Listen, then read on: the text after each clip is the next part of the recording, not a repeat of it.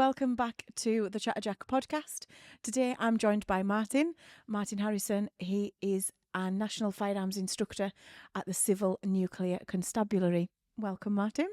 Thank you very much. Thanks for having us. Thank you. Would you tell us a little bit about your current role? Yeah, so as you said in the title there, I'm a National Firearms instructor for the Civil Nuclear Constabulary, and that is basically I instruct AFOs across the country or within our force all about firearms tactics and how they basically go about their day-to-day job. Cool. And AFOs are? Authorised Firearms Officers. Fantastic. I'll try and Sorry, I do Thank use you. a lot of acronyms and stuff like that. I'll slow you down, don't worry. Yeah. So you train the AFOs? I do. Cool. Fantastic. So I always ask everyone this question, and I'm going to go right back to school. So let's go right back and tell me a few things that would have been on your school report. I think probably silly, chatty, messes about quite a lot with friends, sporty, not very academic, but just gets on with it, gets through life doing what he's doing basically, and that was probably what I can remember from my school report. Okay, so school was a good time, a fun time, a happy time? I love school.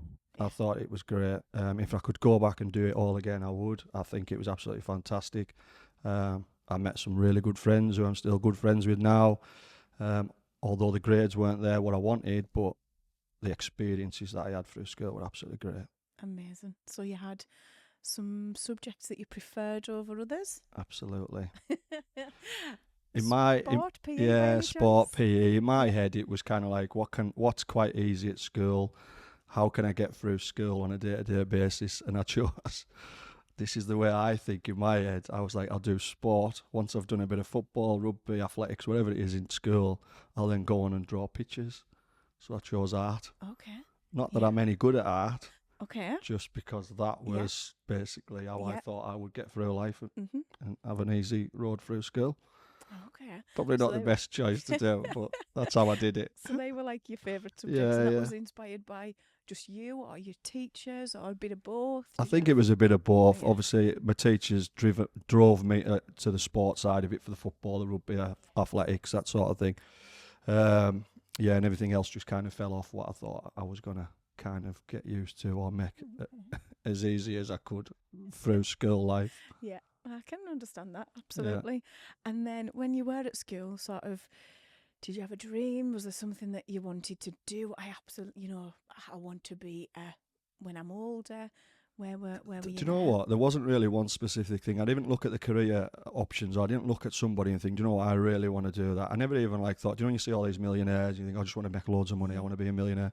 I didn't even think of that sort of stuff when I was in school. I just I didn't really think past school, to be honest, that much. And I just knew I wanted to join the army. That was the biggest thing I wanted to do. I wouldn't say it was a dream. It was just something that I was really eager to do. And I don't know where that stemmed from. I don't know why. I don't know what the love of joining the army or guns or that sort of thing came from. That's what I wanted to do. So nobody in your family was kind of in... Apart from my granddad, no, absolutely nobody at all. Actually, my parents really put me off trying to join the army. They didn't want me to join. Yeah. Understandable, I can. Yeah, it's one of them, isn't it? Yeah, your mum probably doesn't want to let you go off and certainly not a 16-year-old anyway. No, definitely not. So, but that passion didn't really go away. So stuck around. Yeah, it stayed. Obviously, I went right through school knowing that that's all I was ever going to do. Wow. I never deviated for any other career. It was just that was it. One path, and it was the military, and I did. I joined. So 60. I done my GCSEs in the May, June. And then I joined the army in the September. Wow. Straight away. Wow. Age 16. Yeah. That's a big jump. And I only turned 16 in the May as well. So, yeah, I was quite young. Yeah. So you joined the army. Tell us a bit about that. Where did you go to? How did that come about? Was the was the exams, tests, qualifications? Yeah, so everybody has to go through I don't know if that's the case now, but certainly when I had to join, you went up to Edinburgh and you'd done a 2-day sort of assessment phase. In there you got your medical, your fitness tests and various other assessments, and once you passed that you were eligible to join then. And then you basically had to do this test on a computer to see what regiments you could join or what you were eligible for. Yeah. So obviously, if you didn't score a very high score, you were kind of down the pile. You weren't really good enough to join like the intelligence corps or anything like that. So unfortunately, my test scores didn't come back very good. So I only had limited options, but the options that I did have were good enough for what I wanted to do. I didn't know about the arms, so you join up based on... Yeah, based on your score. Now, I'm not 100% sure that they do that now. I don't know, but yeah, that's at that time in 1999. Wow. That's when it was. Amazing. That's what you had to do. Yeah. So you were in the army for So I have 5 years I've done in the army, yeah. In the So army. 2000. Yeah, I joined 1999, got out in 2004. Nice. And what was that like? Did you do a bit of travelling? Yeah, it was really good. Honestly, it was fantastic. It was probably one of the best the best sort of careers that I've had, really, to be honest. For that short time that it was a career, again, mates for life. I still speak to them now. I could literally pick up the phone and just ask them to come up for a drink, and you would just do it, because at the end of the day, you're all family. I think because you live with each other for that long, but you're seeing them every day. Yeah. Do you know what I mean? There's no rest from it. You're seeing your mates every day. You're living with them 24 hours a day, and they are like family. So yeah, but I went to Harrogate Army Foundation College over in Yorkshire. So I did that for 12 months. And at the time, that's the only route I could take because of my age. You have to be 16 and 9 months to join the army legally. Right. Or you go to an Army Foundation College. Is that still the case? That's still the case now, yeah. So I went to Harrogate. So that's why I went so young, because I literally got into Harrogate and I went to there. Okay. So my phase 1 was 12 months, and then you went on to phase 2. And then halfway through Harrogate, I changed my regiment. So I was set to join the King's Own Royal Border Regiment, which I think is the Duke of Lancashire Regiment now. Yeah. They've amalgamated Cumbria and Lancashire. Yeah. Halfway through that, I changed my sort of direction of where I wanted to go, and I joined the King's Royal Hussars, who are still a regiment today, which is a tank regiment. They're a cavalry regiment on the Challenger 2s. So yeah, I ended up going there. So I was based down in South. So I was in Salisbury for the last part of my career. Yeah. So yeah, went there. Nice. So look back on that with fond memories, and learned loads about yourself, probably. And absolutely. Some things we probably can't mention. No, I definitely can't mention in this interview. And then from there, you came out of the army, and you sort of joined the police force. Is that right? Yeah, that's correct. Yeah. So I came home, had a short sort of stint off, doing little various bits and bobs just to tie me over. And then I was fortunate enough to join Cumbria Constabulary, and then I joined there as a PC, just a normal beat bobby, just your everyday bobby. So did you always want it? Was that always going to be what you wanted to do? Yeah, definitely. Was that the natural next step? I think looking back now, I think I actually did mention to my parents that if I wasn't in the army, it would have been the police route that I probably would have went down, which is strange. I only found this out a few years ago because my mum actually told me this. But I think it's just something I've always kind of been interested in. I like to see that good. Do you know what I mean? I love to see that the difference between right and wrong, and I think that's important. Yeah. Okay. So you kind of that fit then. Yeah, definitely. Yeah. To join the police, and did you join that straight on the beat? So you did your 22 weeks basic training again, and then I was based here in Whitehaven for the first part of my probation. You call it a probation, where obviously everybody has to go through. I did that in Whitehaven, then I went through to Workington. I was based in Workington in my hometown, which was quite weird. Yeah. Do they still do that now? They're trying not to do that, but it's difficult because obviously every force is short of numbers, recruitment's low. They kind of just put you where they need you, really. But I made that choice to go back to Workington, and it wasn't really the force that made me do that, because I wanted to pursue a career in firearms within the police, and the firearms unit were based at Workington at the time. I chose to go through there. Got you. Okay. All right. So you kind of then went through that, moved back to Workington, and then were you with them for a? So I was with Cumbria Police for 10 years. 10 years it was, because I left in 2015, where I transferred to where I am now. So I think the last 4 years I spent on the firearms team, on the task force, or tactical support group, I think it's called now, within Cumbria. then just transferred over to CNC as a firearms instructor. What kind of day to day? What did that look like? Where in Cumbria, in Cumbria, it was a bit weird really, because we were classed as like a HQ, a headquarters resource, so we could kind of be sent anywhere and everywhere in Cumbria, in West Cumbria, South, wherever. And we predominantly we would do quite a lot of warrants, mainly drug warrants, things like that. Anybody that was wanted on warrant or a recall to prison, or somebody that was wanted to go to court, for instance, we would go out looking for them. And then obviously we were the firearms sort of capability as well for West Cumbria and Sellafield at the time. So any firearms jobs that would come in, we obviously had to pick those up. And with your army sort of background and training, and that sort of fed into that. It did. You know what? It just felt right. It was natural for me to do that next sort of progression within the police, and all that obviously helps. Yeah. Do you know what I mean? Definitely. Definitely. Yeah. And then you left. Yeah. And joined where you are now. Yeah. It was it was a bit weird, that one. It came out of left field really. Okay. We didn't really expect it. There was wasn't just myself, there was a few of us that were on my team at that particular point when we were in Cumbria, and we got offered the opportunity to basically come and pursue a career as a national firearms instructor. Slightly more money. Yeah. Growing family then, you know what I mean? You had to put food on the table, so I chose that path. Yeah. Just to better my family, really. Yeah. And for me, I think it's worked out. Like, it's worked out what I wanted out of it, and I think that's important. Is that I think people get wrapped up in, I've just got to stay in that job because that's the only thing that I have to do, and I just think there's other things out there for people to do. Yeah.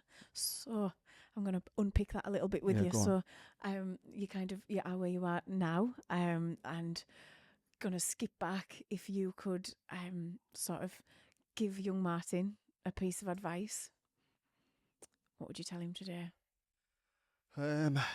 It's a tough one, that, really, because I don't regret anything that I've done. I think I've done them all for the right reasons that I wanted to do it. I think, if anything, I would have probably said to myself, just don't be so serious about where you want to go or what you want to do.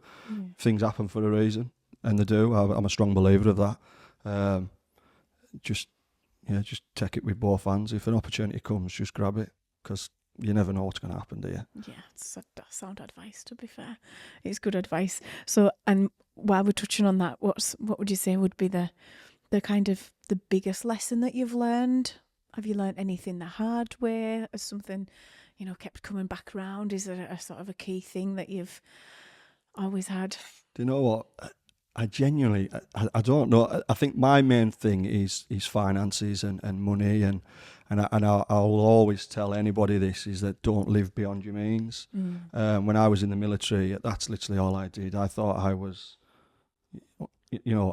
just had endless amounts of money, and everything got put onto finances on PCP. You bought a telly, you didn't buy it with cash, you just put it on a monthly payment.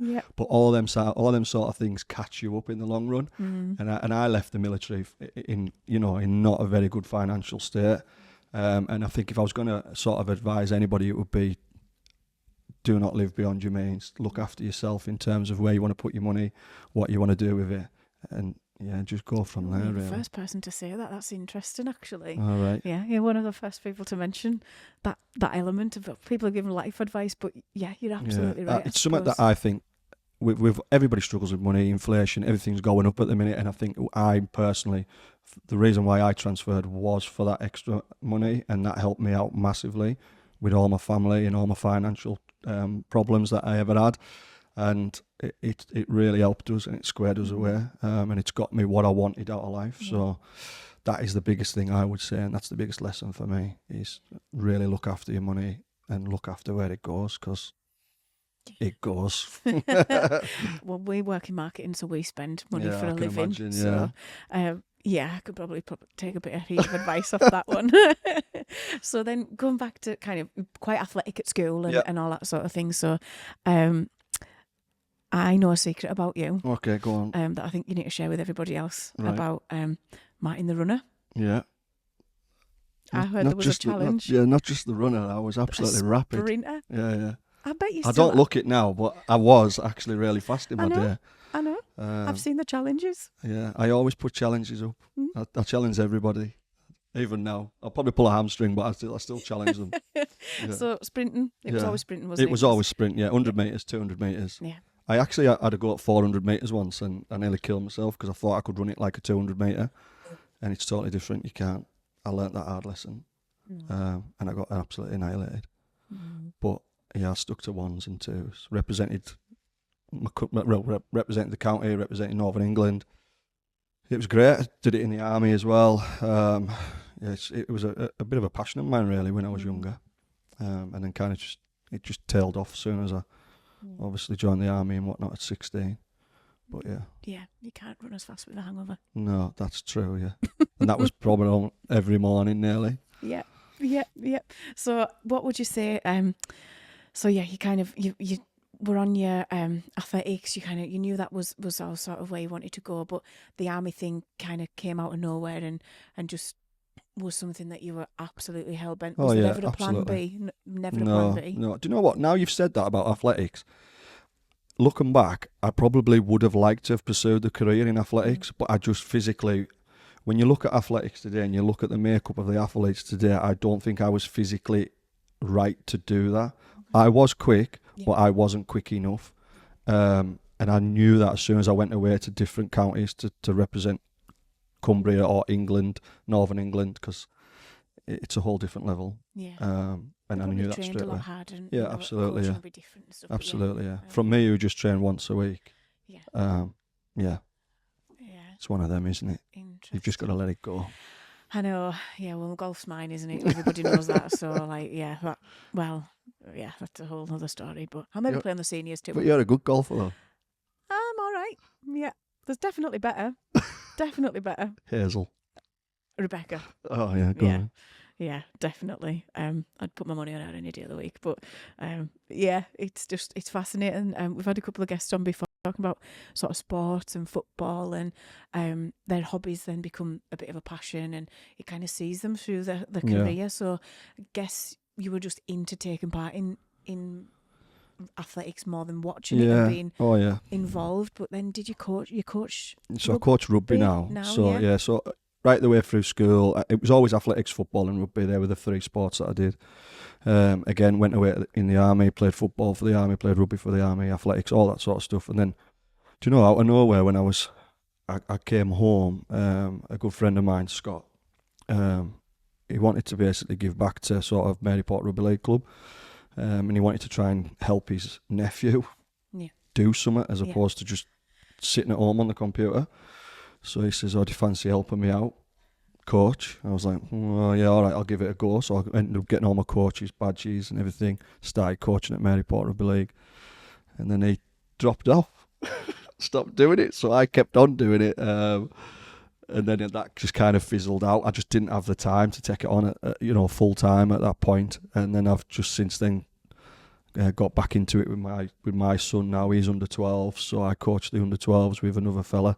Who's like the sort of the main coach, but I help out, and I've been doing that for the last 5 years. I love it. I think with my instructor background and actually it's kind of similar in the term of what you're trying to put across, and I like that.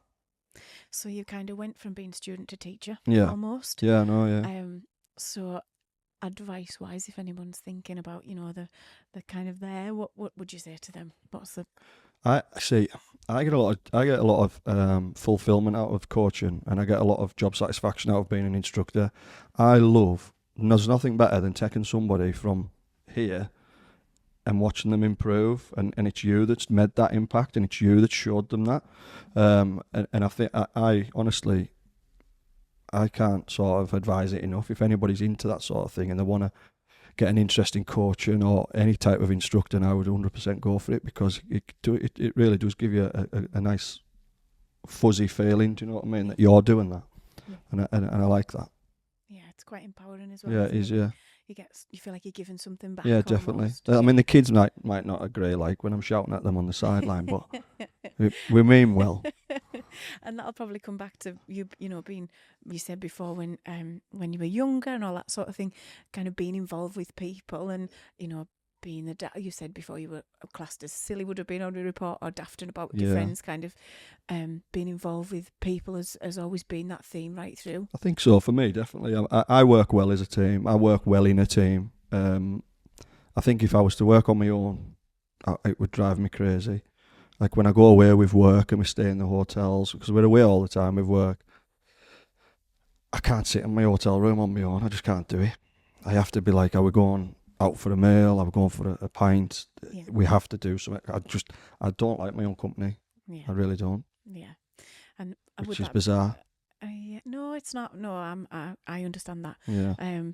I think it just depends if you're an introvert or an extrovert. That's it's it, where yeah. you get your energies from. Yeah, isn't it, exactly. for me? Yeah. So yeah, you can bounce off different people, can't you? Yeah, and right through your career, you've always been surrounded by probably quite a lot of Yeah. people. Yeah. In teams and whatnot in the army and stuff. So yeah, definitely. Communication skills will probably be key Yeah, in I what think you so. do. Yeah, it is. Yeah. How do you learn that? Is it something you can teach people? I don't think you Is can it learn it. I something you think it's get something you good just at? pick up. Yeah, Yeah. you just pick up. Do you know what? You watch other people. Would that be advice? That'll Yeah. be advice, Yeah. because you're not necessarily copying them. You're basically looking at other people to see how you could potentially slave your way in how you want to portray yourself, how you want to get yourself across. And I always say that, it's even to the new instructors, I always say, you've got your own way of doing it, but there's no harm in watching other people to see how they do it and potentially learn off them. But you're just putting your own stamp on it and you're not copying it verbatim. But yeah, communication's just, I genuinely don't know how you pick it up. You just get used to it. I always like to think that I am a good communicator, but if I'm explaining something, I'll always try and rationalise it. That's my thing. If I want them to do something, I won't just tell them I want them to do something. I'll tell them why I want them to do it as well. And if they don't know, then I'll show them what I want them to do. It's a bit similar to what I do with the kids at rugby. And I think that's important because everybody learns differently. Everybody, picks stuff up differently in a different rate. Definitely. So you've got to kind of, you've got to cater for that. Definitely. And there's we could talk about that for hours. Oh yeah, absolutely. But communication skills, they're really transferable. It regardless of industry and where you work, what you do. It's so important to be able to articulate and communicate with other people. Which is quite difficult for me coming from Maryport because I'm quite broad. Like this is me like really stopping my accent coming through. It's here. Absolutely fine. We're Northerners and proud. Yeah, It's exactly, absolutely fine. Yeah. So I wrote down, I have some funny questions to ask you. And I did give you a heads up on this, so I hope you've done some thinking. Well, I about haven't it. really. You might want to drink your coffee at this point. All right, okay. Tell us about your proudest moment. Well, do you know what? There's actually quite a few. Oh, Like people always say, obviously marrying my wife, I was really proud then. My kids, I love my kids dearly. They were all really proud moments. But one of the biggest, proudest moments for me was, I've been within my role as a firearms instructor, you have to do, you don't have to do it, but I chose to do it. And it was a live fire instructors course. And there's not many live fire instructors in the country, and basically what a live fire instructor is, it's that someone that can instruct in a live fire environment and in a search within the building, and it's quite dangerous, but it's a 2-week course, and passing that was probably one of my highlights and proudest moments that I've had, to be honest, other than obviously what I've already said, but because that was the hardest course I've ever had in my career. Wow. Ever. Where was that based? That was at Sellafield, yeah. So we ran one at our new facility at Griffin Park. Cool. But yeah, by far, like people would say it might be the fact that you got promoted or something like that, but it wasn't. It was that specific course for some reason, and I don't know why. Is it because it's there's not many people? Is it? Do you think that's potentially? What it is? I think it was just probably I think it was the only course that's really tested us, without sounding big-headed. Like it's the only course that I've really had to put all my heart and soul into, and yeah, that's probably one of mine being up there. And what about? I did give you a heads up on this one. What about one of your funniest moments or your highlights? Maybe not proudest, but yeah. So we were getting inspected by one of the royal family, okay, and she was coming to inspect all our fleet, so our fleet of tanks and all that sort of stuff. Right, that doesn't happen very often, right? Not really, no. Okay. So on the day that we cleaned all the tanks up, got them absolutely pristine, I'm there guiding the tank back into the garage, like into the hangar. So I'm telling the driver which way he should be turning, because obviously you can't see because he's reversing. So he's relying on me to do it. And I give the wrong signal, obviously because I forgot my left and right at that particular time, and he crashed the tank and put a massive like yellow and black streak all the way down the side of the tank, and dented the side of the tank.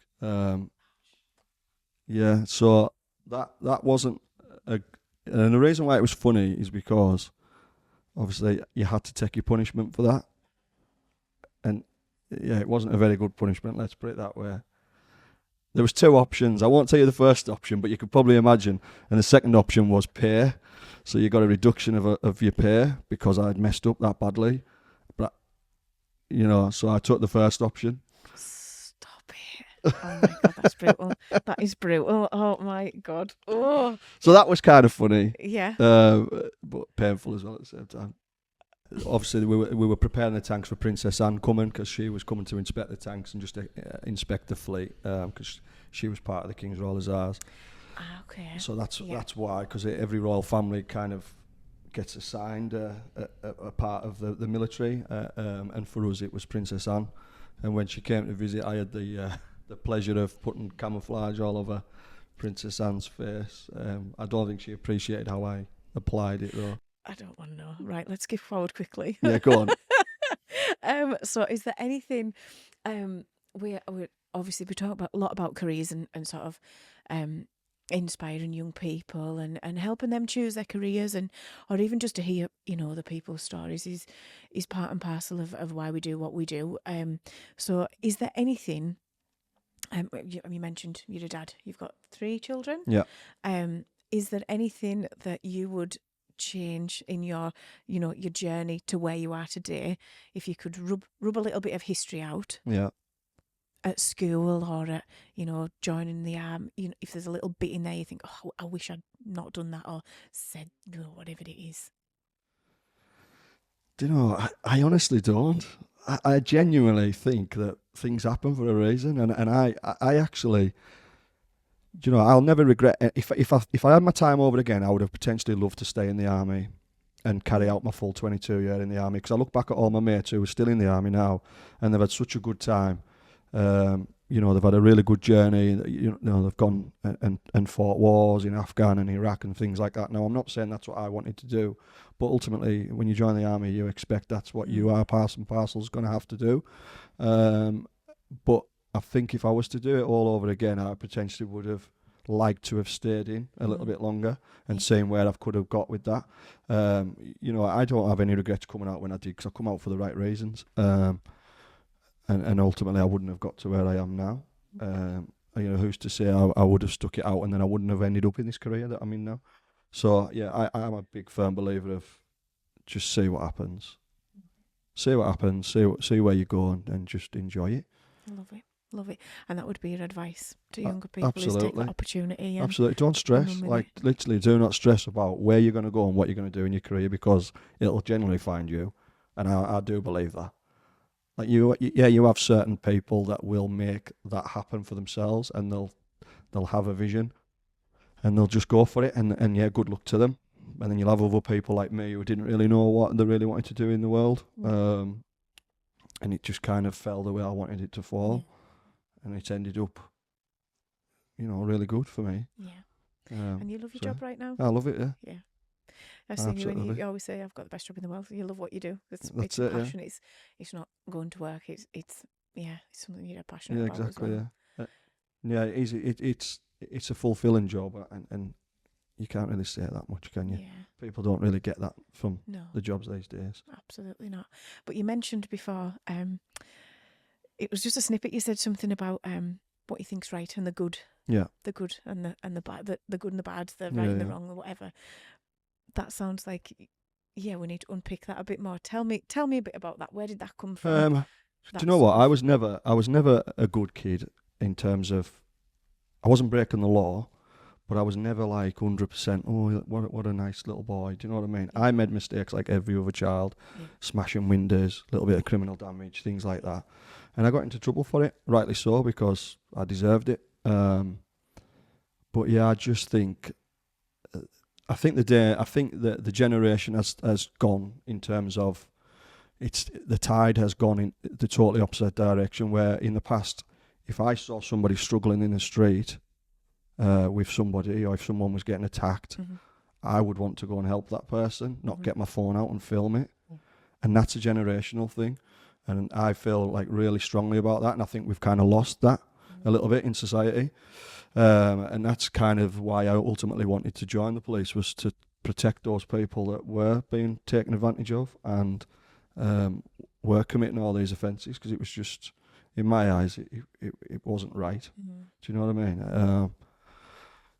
I understand why people don't get involved. I really do, because it might not be worth it. They could get injured, you know, and that's fine. But yeah, I just think there's quite a lot of standoffish people happening at the minute. Yeah, so you feel like you've got quite a strong moral compass of Absolutely. what you think is right. Yeah, absolutely, yeah. Right and what isn't. It's different. It's totally different. I mean, when I first joined the police, I could literally rely on any member of the public to come and help me make an arrest. And I can't say I could do that now. But again, for obviously the reasons what I've mentioned. For sure. So then coming back to sort of that whole education piece, we have a bit of a healthy debate on the pod, apprenticeships versus university. Oh right, so, yeah. As a dad, what are you going to say to the kids? What would be your advice to those? Be obviously your uncle as well, you mentioned. Do you know what? I genuinely don't know. Like it's a minefield, isn't it? It is a total minefield. You see lots. I know lots of people that's gone to university and they've never done anything with it. There you go. So you know, I've seen people take the mick out of me at work because I'm not educated or I haven't got a university background, but they're sat in the exact same seat as me. So that hasn't helped them. You know. So I sometimes think that, again, it's what you want, isn't it, out of life? And I think if that's a life choice that you want to make and make experiences and make memories, go and do it. You know, experience the full university life and go and do what you want to do. But if you want to sort of apprenticeship-wise, again, it's hard, isn't it? It is hard. Like I always really want my kids just to enjoy life and just see what happens. It'd be nice to have a really good job and look after yourselves and, you know, earn the money that you want to earn to do all the things that you want to do. But if you're going to put me on the spot, I would definitely say apprenticeship. Okay. Purely to afford them the life that they want to lead. Yeah. That's and it. You're learning and you're earning. You're learning, you're earning, and you're having fun. Yeah. Aren't you? Yeah. You know, and absolutely. And it's to meeting people and that whole thing. We've got a couple of I've said this on the pod a couple of times, but yeah, we've got some great apprentices that've been through the ranks at Chatterjack and they're incredible. Yeah. They're absolutely incredible, and what they bring to a business and a company is you can't buy that. You know, and I always think as well, if you're an apprentice, like you say, you're out and about, you're learning life lessons. You're not getting hand-fed. You're not getting hand-fed stuff like how to do things. You're actually learning on the job. And they're life lessons that, like, you know, there's a difference. There is a total difference. And I can see it. I can see it with people that come through the job that I do. You can tell the ones that have got life lessons, life experience to the ones that haven't. Yeah, it's two sides of the coin, isn't it? Completely. So you to do your job, you could do both routes. In respect to what? Into how you've got to the position that you're in currently. Yes, so really you join, obviously I transferred straight into that role because I was already a firearms officer. So to get to where I am and do what I do, you've got to join the CNC to start with. It's a bit like joining a normal it's a bit like Cumbria Police. So you join the CNC as a probation. Do your time in probation, and then you can apply to become a firearms instructor and go that route. But they're like your main two routes, really. Yeah. I always think the CNC is quite a unique force in respect that when you join the CNC, you're becoming a firearms officer and a police officer at the same time. And that's difficult. So you could generally be going from stacking shelves at wherever, or never even experienced any firearms whatsoever, and then you're joining an organisation that's saying, there you go, we want you to fire a gun and potentially shoot someone. Yeah. And so you'll be learning about the law, the police. Yeah. You learn about the policing law. Is that Yeah, kind not of as what you- much, because obviously they're dealing with the nuclear side, like the nuclear Sellafield sites or the gas plants or wherever. But yeah, it's I always take my hat off to you know, the people that do join the CNC, because I was one of those people that really didn't understand the CNC when I was in Cumbria, and I always used to think, oh, you know, yeah, here we go again. Do you know what I mean? But it's a hard job. Like I learned all the law, and then I became a firearms officer. Whereas these guys are having to do both straight away, and it is a lot. It's intense, isn't Yeah, it? it is. Yeah, It's very massively. Yeah. intense. Yeah, I love it. Love it. No, thank you for sharing that. And I've got a couple of last questions. Go on. So when you're not at work, outside of work, what do you do for fun? What's hobbies look like? Apart from coaching rugby. I was going to say, do you know what? It's just ferrying the kids. about. It's literally, honestly, you ask my wife, and it's literally every day is took up with an activity. Yeah. I don't think we've got a free night, you know. I think we're literally just out all the time. Dad's taxi. Yeah, that's what it is. and when it isn't, I just want to chill out. Couple of pints in the house, just a couple of cans, just chill out. Yeah, watching the football. Yeah, or the darts. I've got right into darts at the Oh, minute. don't. Same. I love it. Luke Littler. Yeah, brilliant. Love. Brilliant. I've even put a dartboard up in my son's bedroom Yeah. just so we could practice together. Mm-hmm. He loves it as well. This is sounding familiar. But- This sounds like my life. But yeah, it's no. If I'm not that, it would either be up at the rugby club having a few pints, or you know, Just just the trying to get out. balls, yeah. Yeah, just trying to get out. It's very rarely me and my wife have a day off together anyway, so we don't really do much together, which is a shame, really. But yeah. Yeah, I love it. So then, career advice as a whole. What are you gonna? What kind of things will the young Martins? What are you instilling the young Harrisons to? I honestly grow believe to there's a be. lot of stress at the minute with kids, and there's a lot of worry in terms of there's a lot of pressure on them in school, and there's a lot of pressure on them to get the grades that they want to get. And I must. And you see that with. Yeah, Yeah. totally. Yeah, and I see that with my daughter now. Yeah. She's going through it, and bless her, and she's trying her hardest. And I just think, do you know what? It's all right not to get them grades, because you will still be able to do what you want to do. Because there's other things out there that you can do that potentially lead to that career that you want to do. So there isn't just that one option of getting grade C's. Show me age now, C's. But there isn't that. You know, it's important, isn't it? Let's face it. But there's always other options to be able to get you what you want. And I think that's my biggest lesson, is that don't really stress. Don't stress about what you can't really control, because it'll just fall into place. Yeah, that's Absolutely. such good advice. It is such good advice, and you're absolutely right. We get students coming for work experience, and we hear lots of things that happen. And listen, I'll hold my hand up before I have a history degree. I was going to be a history teacher. Yeah. That was what I wanted to do. There you go, fun fact. And here we are. So yeah, I'm absolutely testament to what And you you said. love this job, don't you? I have the best job. There you go. So It's not you even know. work, Martin. It's not work. It's play. Yeah. And I think that's when you found what you meant to do. But this kept coming round, and like you say, everything happens for a reason. I It think. does. Yeah, you're probably right. You're probably right. Yeah, there you go. I know. Love it. Any closing remarks from your good self? Anything just to inspire our listeners, our watchers? Literally, the only advice I'll say is do not sit back and just let things happen. Go out there and take it. If you want to have fun, go and have fun. If you don't. Yeah. But enjoy it while you do it, because it doesn't last forever. Oh, love it. There you go. Great advice. Thank you. Words of wisdom. Words of wisdom. Well, thank you so much for joining us on problem. this episode of the Chatterjack. Give us a like, comment, share, tag us in, all kinds of stuff.